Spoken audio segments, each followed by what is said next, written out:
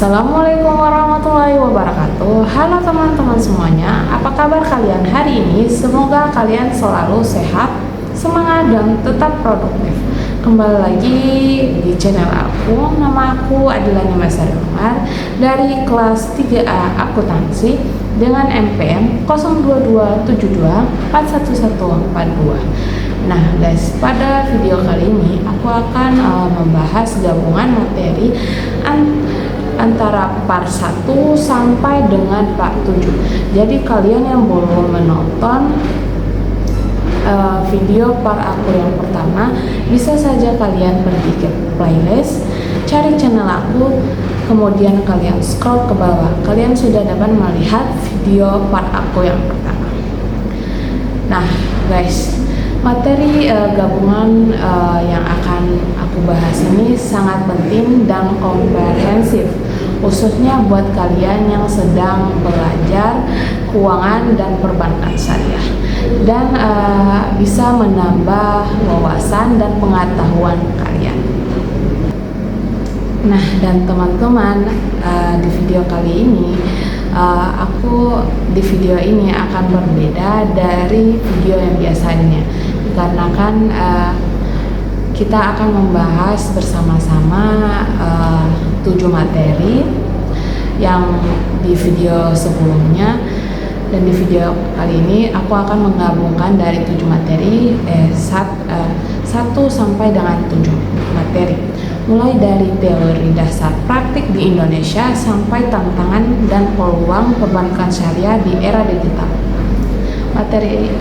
Materi ini saya akan merangkum secara runtut, jelas, dan sistematis supaya kalian mudah pahami dan mudah untuk mengambil pelajarannya. Baik teman-teman, tidak perlu menunggu lama, kita langsung ke pembahasan part pertama.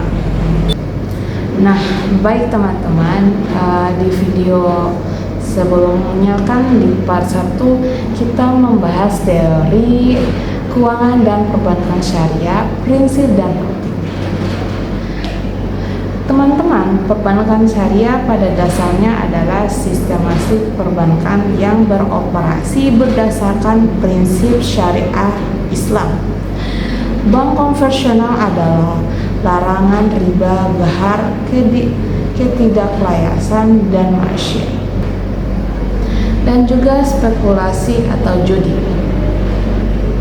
Nah, dalam teori keuangan syariah, uang tidak dianggap sebagai suatu komoditas, melainkan sebagai alat tukar yang dimana sering kita membeli sebuah barang dan menggunakan nilai tukar seperti uang sebagai alat pembayaran. Oleh karena itu, uang tidak boleh menghasilkan hanya karena berjalannya waktu. Keuntungan harus diperoleh dari aktivitas usaha nyata dan produktif. Nah, dan di video selanjutnya kan di part pertama kan ada juga prinsip utama perbankan syariah. Kita akan membahas kembali prinsip dari utama perbankan syariah itu meliputi yang pertama, keadilan, artinya tidak ada pihak yang dirugikan. Yang kedua, kemitraan antara bank dan nasabah. Yang ketiga, transparansi, semua akad harus jelas secara awal atau sejak awal. 4, kegiatan usaha yang halal. Dalam praktiknya, prinsip ini diwujudkan melalui berbagai akad seperti muharabah, musyarakah, murahabah, ijarah, dan wakalah. Setiap akad memiliki karakteristiknya masing-masing dan tujuan yang berbeda dari setiap akad-akadnya. Namun semua berdasarkan prinsip syariah yang sudah ditentukan. Nah, baik yang kita masuk ke bagian part 2 videonya yang judulnya Perbankan Syariah di Indonesia, Tantangan dan Peluang. Di video sebelumnya kan aku sudah pernah membahas tuh secara mendalam perbankan syariah di Indonesia, tantangan dan peluangnya. Jadi teman-teman, di Indonesia perbankan syariah telah berkembang cukup sangat pesat dikarenakan kita mengenal adanya bank umum syariah, unit usaha syariah, dan bank pembiayaan rakyat syariah. Dan perlu kita ketahui, dalam praktiknya bank syariah di Indonesia berperan sebagai yaitu yang pertama menghimpun dana masyarakat, yang kedua menyalurkan pembiayaan, yang ketiga menyedia jasa keuangan berbasis syariah. Namun tentu saja ada tantangan yang dihadapi. Tantangan yang sering dihadapi seperti literasi masyarakat yang masih rendah. Kenapa literasi masyarakat yang masih rendah? Dikarenakan masyarakat belum sepenuhnya mengetahui soal aplikasi yang sudah dibuat, dan pangsa pasar yang belum besar, serta persaingan dengan bank konvensional. Di sisi lain, kita melihat peluangnya juga sangat besar. Indonesia memiliki jumlah penduduk muslim terbesar di Indonesia, serta dukungan regulasi dan kebijakan pemerintah yang semakin kuat terhadap ekonomi syariah. Ya baik guys, kita masuk ke part ketiga, yaitu optimalisasi infrastruktur perbankan syariah di era digital. Di video sebelumnya di part 3 aku kan sudah membahas secara lengkap dari pembahasan pertama sampai dengan akhir, dan aku akan membahasnya lagi dalam video kali ini. Baik, memasuki di era digital, perbankan syariah dituntut untuk melakukan transformasi melalui teknologi. Infrastruktur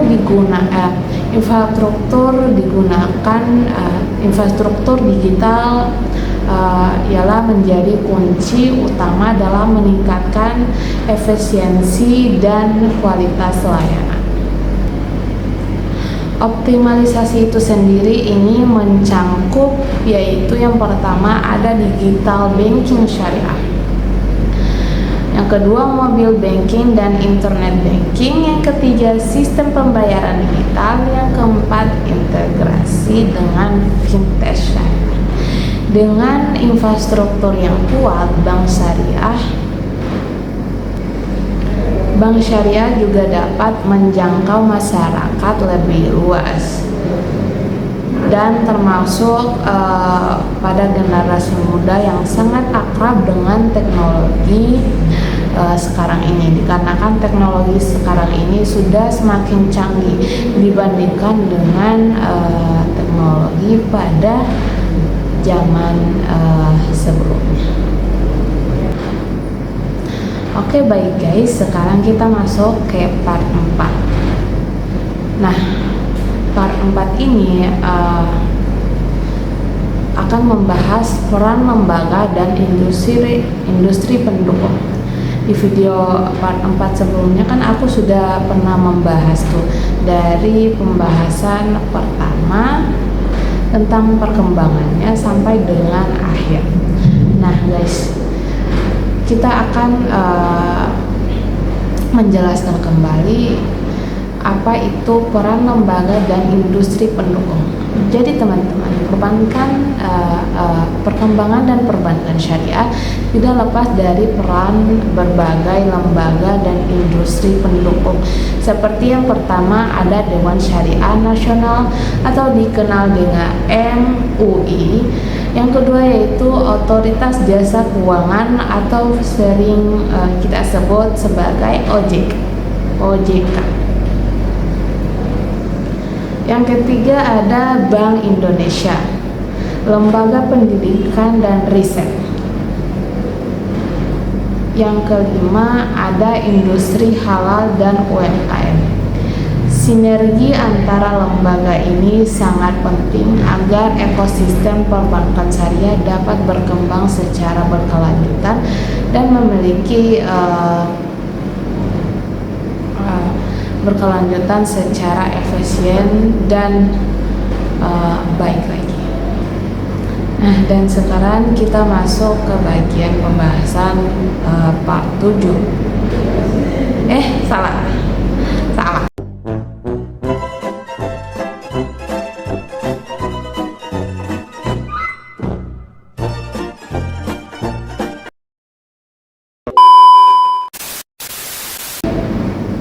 Ya baik teman-teman, kita masuk ke bagian pembahasan part 5, yaitu transformasi peran Bank Indonesia setelah kehadiran OJK.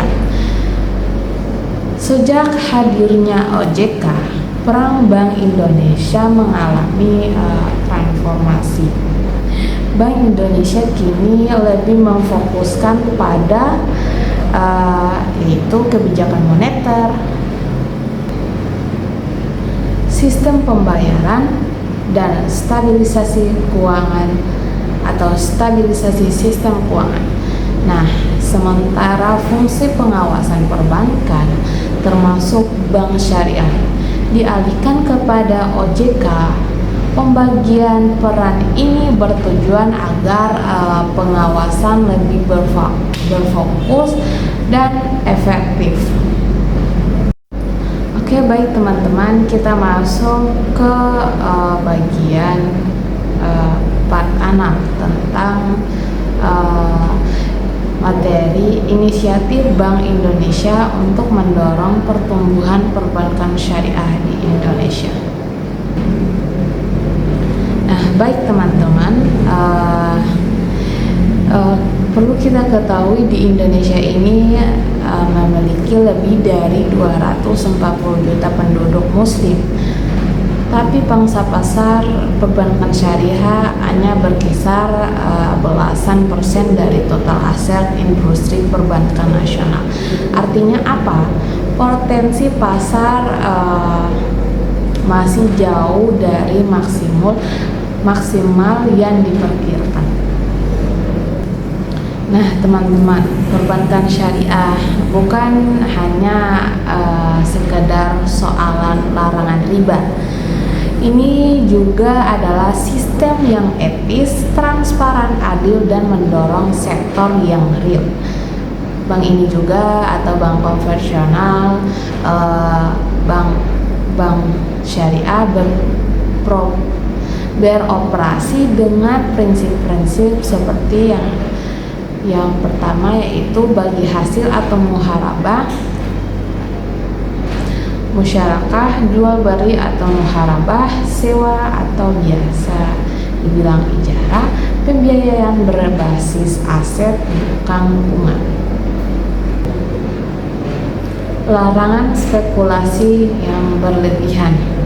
Dengan model seperti ini, kita bisa tahu sistem ekonomi syariah dianggap lebih stabil, lebih tahan terhadap krisis, dan lebih mendukung pemeralatan ekonomi. Nah teman-teman, karena potensi yang saat ini sangat besar dikarenakan Bank Indonesia melihat bahwa industri syariah harus terus berkembang, bukan pelan-pelan, tapi tumbuh dengan sangat cepat, sehat, dan berkelanjutan Dan untuk itu BI membuat sebagian inisiatif.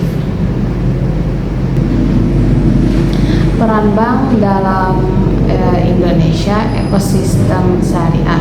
Banyak orang salah paham. Mereka pikir Bank Indonesia cuma mengurus perbankan konvensional. Padahal tidak seperti itu. BI punya peran luar biasa besar untuk mendorong keuangan syariah, untuk menunjukkan bagaimana bahwa bank keuangan syariah ini bisa melakukan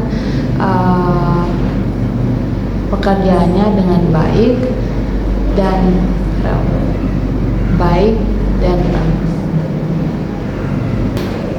Nah, peran Bank Indonesia itu sendiri dalam sistem syariah meliputi yang pertama yaitu regulasi dan kebijakan makroprudensial syariah, pengembangan infrastruktur pasar keuangan syariah, edukasi dan literasi keuangan syariah, pengembangan ekonomi syariah di tingkat nasional, kolaborasi antara lembaga seperti OJK, DSN, MUI, Kemenkeu, dan KNEKS. Jadi BI bukan hanya jadi regulator, tapi juga jadi motor penggerak dari sektor-sektor bank syariah tersebut. Inisiatif Blueprint Pengembangan Ekonomi dan Keuangan Syariah Indonesia. BI meluncurkan blueprint ini dikarenakan menjadi peta jalannya besar untuk pengembangan ekonomi syariah secara menyeluruh. Blueprint ini sendiri berfokus pada 3 pilar utama, yaitu yang pertama pilar penguatan pasar keuangan syariah, yang di dalamnya yaitu membangun instrumen pasar keuangan syariah yang lebih kreatif, mendorong likuiditas pasar uang syariah, mengembangkan sertifikat pasar uang syariah, memperkuat operasional moneter syariah. Dengan adanya instrumen pasar ini dan secara lengkap, bank syariah bisa mengatur likuiditasnya dengan lebih stabil. Tidak hanya kalah saingan dari bank konvensional. Yang kedua yaitu pilar industri halal, di mana pendukung pembiayaan UMKM halal menyusun ekosistem industri halal berbasis syariah, mengintegrasikan pembiayaan syariah dengan sektor-sektor industri seperti makanan halal, fashion muslim, pariwisata halal, dan farmasi halal. Bank syariah tidak hanya meminjamkan uang kepada tetapi kita masuk ke ekosistem, tetapi kita ikut masuk ke dalam ekosistem real yang halal.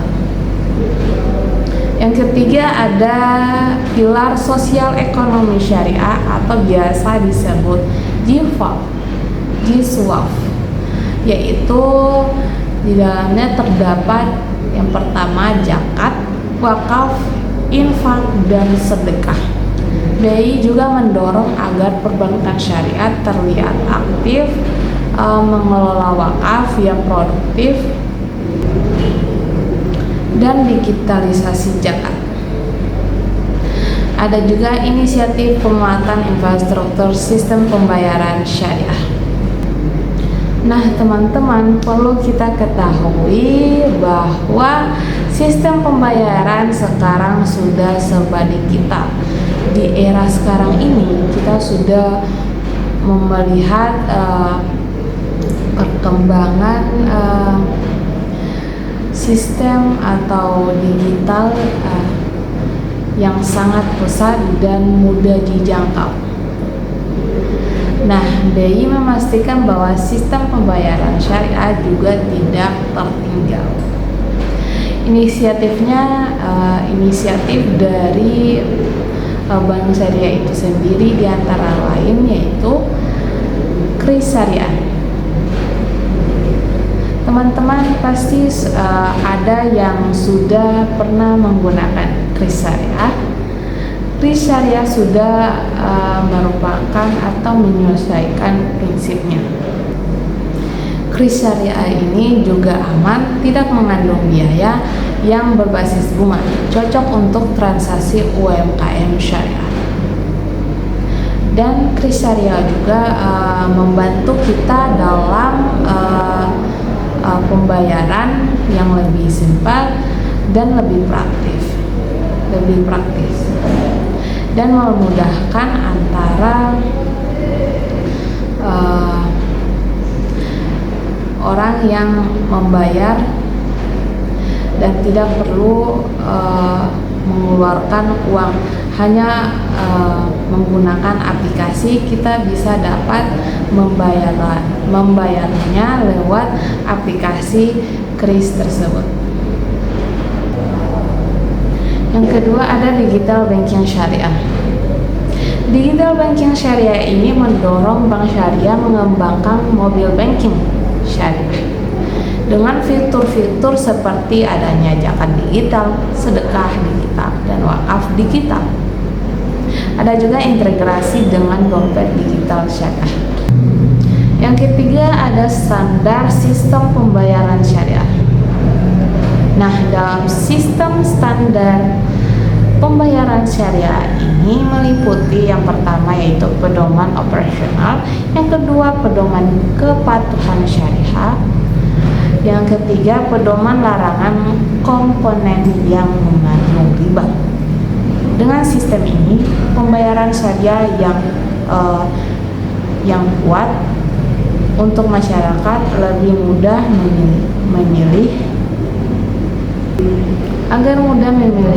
memilih layanan keuangan syariah tanpa hambatan yang teknis. Ada juga edukasi dan literasi keuangan syariah nasional,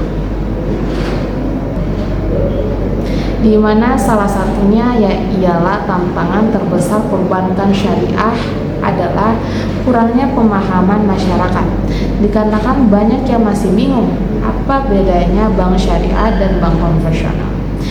Oleh dari itu, BI meluncurkan program edukasi besar-besaran.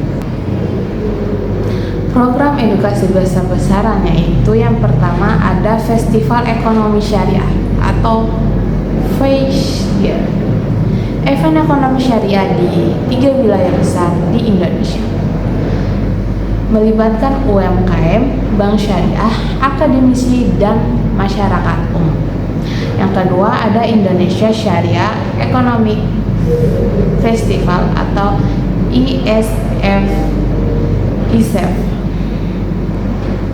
Nah, event ini terbesar ekonomi syariah skala tradisional, mempromosikan produk-produk halal dan perbankan syariah. Yang ketiga ada literasi untuk pelajar dan mahasiswa, yaitu terdapat edukasi di kampus, webinar nasional, modul keuangan syariah, kurikulum ekonomi syariah. Dikarenakan BI sadar bahwa kalau masyarakat paham akan adanya keuangan syariah, akan keuangan syariah itu akan semakin diminati. Inisiatif penguatan riset dan inovasi syariah. BI tidak hanya ingin berkembang secara BI tidak ingin perkembangannya perbankan syariah itu statement, maka BI mendorong riset untuk berinovasi. Inisiatifnya termasuk Inisiatifnya termasuk yang pertama, riset ekonomi syariah bersama kampus. Dalam riset ini kita dapat berkolaborasi dengan UI, UGM, IPMB, Unhair, dan lainnya. Penelitian ini juga tentang model pembiayaan syariah yang terbaru. Yang kedua ada Islamic Economic and Finance Research. Penelitian mengenai stabilitas bank syariah, model risiko bank syariah, analisis pasar modal syariah. Yang ketiga ada pengembangan teknologi keuangan syariah. Di pengembangan teknologi keuangan syariah ini terdapat fintech syariah,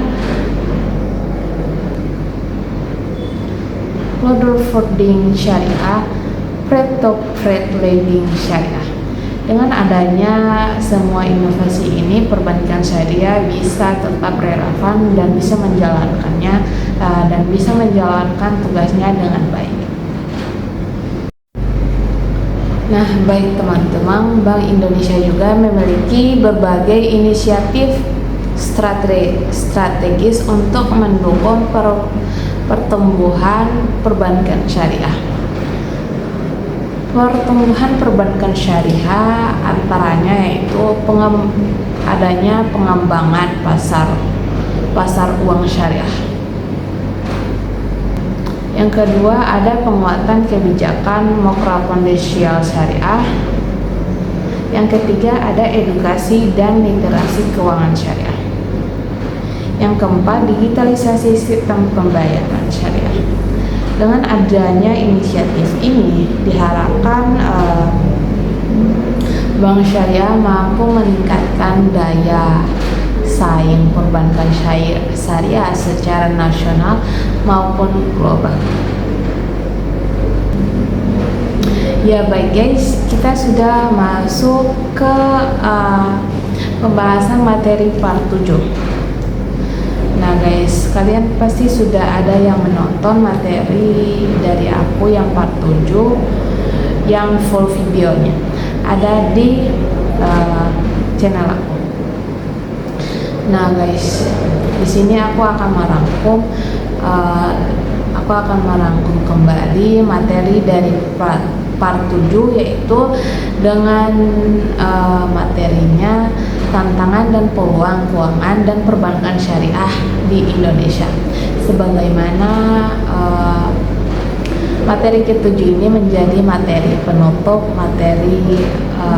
semua materi yang kita rangkum pada video kali ini. Dan tantangan dan peluang perbankan syariah di Indonesia memiliki tantangan utama, yaitu meliputi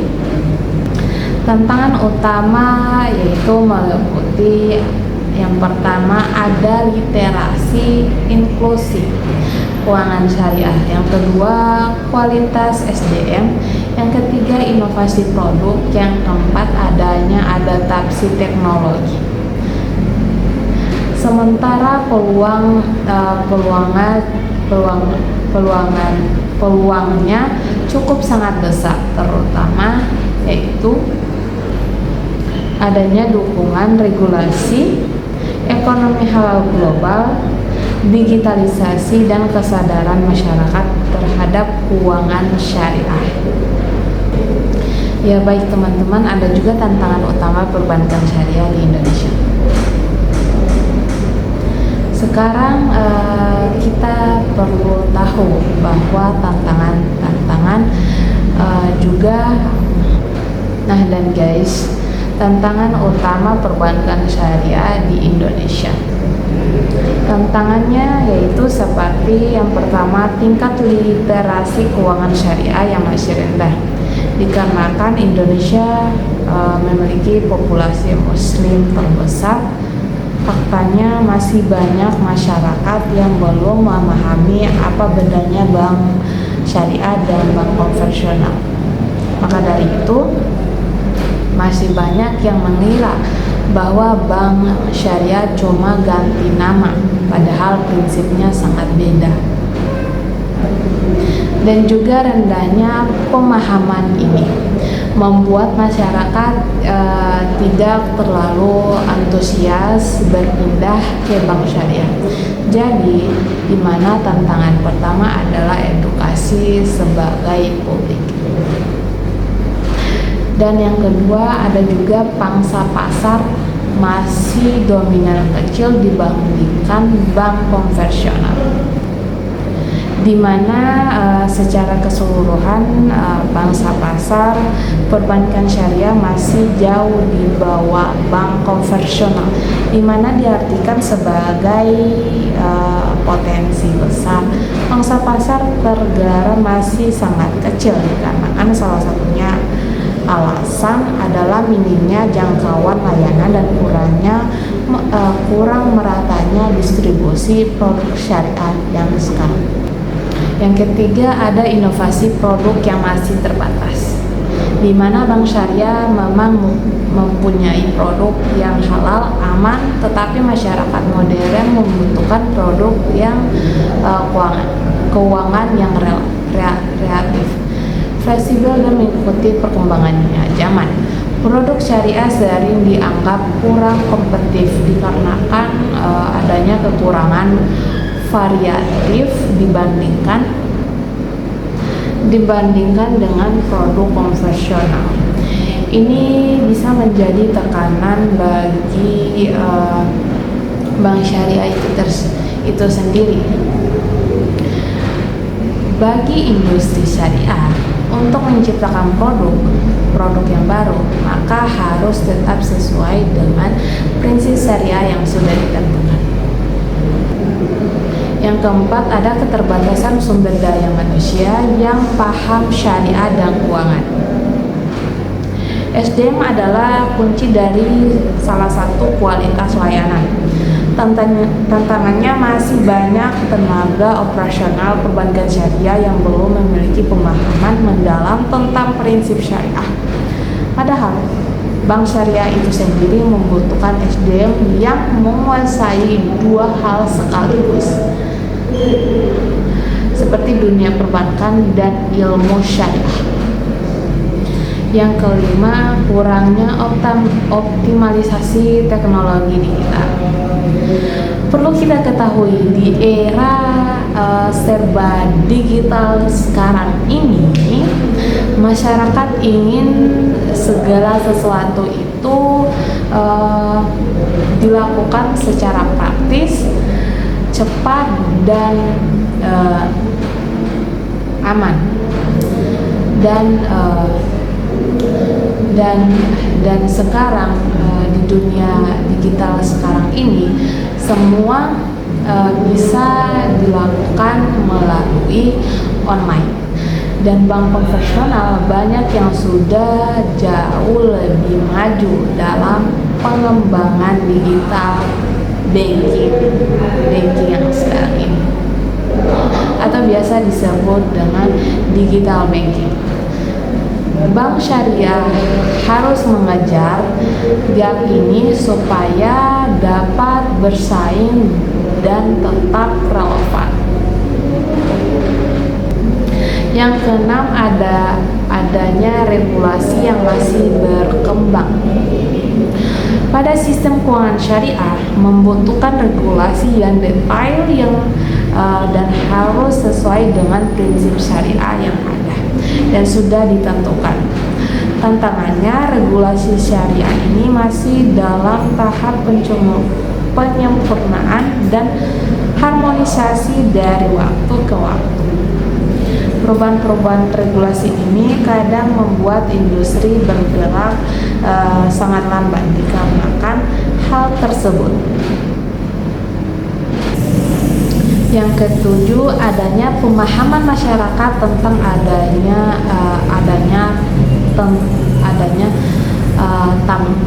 tentang riba dan yang berbeda-beda. Sebagian masyarakat masih berpikir bahwa bank syariah harus 100%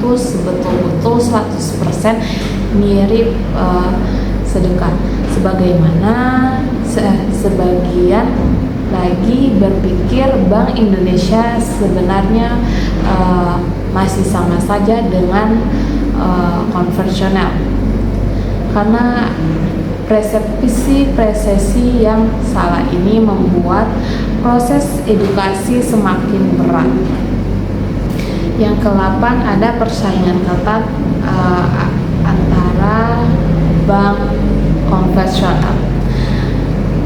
Bank konvensional sendiri mempunyai modal yang lumayan cukup besar, jaringannya luas, teknologinya canggih, dan brand yang sangat kuat. Untuk mengimbangi semua ini, bank syariah harus bekerja secara ekstra dan keras. Dikarenakan itu, persaingan menjadi tantangan besar di industri yang sekarang ini. Peluang besar perbankan syariah di Indonesia. Yang sudah kita ketahui bahwa populasi populasi Muslim di Indonesia itu tergolong sangat besar di dunia. Inilah mengapa peluang paling besar dengan lebih dari 200 juta Muslim di Indonesia adalah membentuk sebuah pasar terbesar untuk produk-produk keuangan syariah. Semakin masyarakat sadar akannya halal value, semakin besar pula peluang dan pertumbuhannya akan menjadi pesat dan baik. Dan juga adanya dukungan dari pemerintah dan regulasi. Pemerintah juga menjadi peran penting dalam pembentukan KNEAS dengan mendukung Marger Bank Syariah, memperkuat regulasi serta mendorong ekonomi syariah di berbagai sektor. Artinya perbankan syariah bisa mendapat dukungan penuh dari negara-negara. Ada juga perkembangan teknologi digital. Di era serba digital ini membuka peluang yang baru yang luar biasa, dan mulai dari mobile banking, fintech syariah, e-wallet syariah, sampai dengan berbasis AI dan big data. Dengan digitalisasi bank syariah bisa menjangkau masyarakat lebih luas tanpa harus membuka banyak kantor fisik di berbagai daerah. Ada juga kesadaran halal liberty meningkat. Di sekarang ini masyarakat semakin sadar bahwa terhadap produk halal, termasuk dalam sektor keuangan. Banyak orang mulai memilih produk halal, tetapi tidak hanya untuk makanan, tapi juga sebagai dalam bentuk tabungan, investasi, hingga asuransi.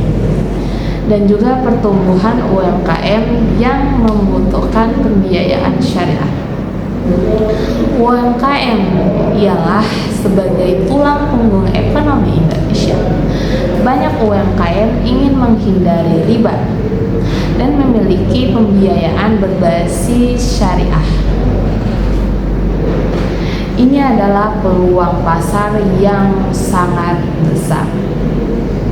Ada juga potensi kerjasama dengan industri halal lainnya.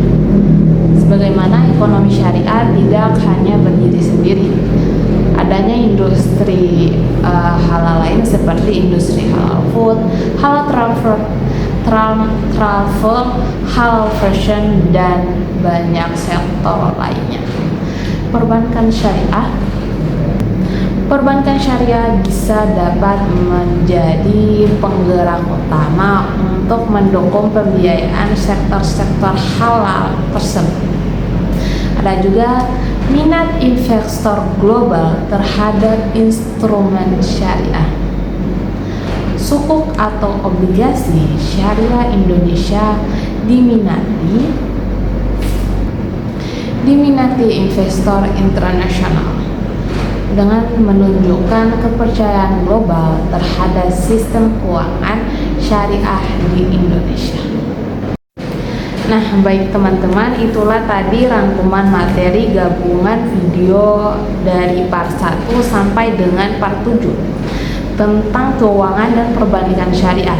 Semoga penjelasan video ini bisa membantu dalam menambah wawasan dan pemahaman tentang gambaran besar perbandingan syariah di Indonesia, baik itu dari sisi teori, praktik, hingga tantangan dan peluangnya ke depannya.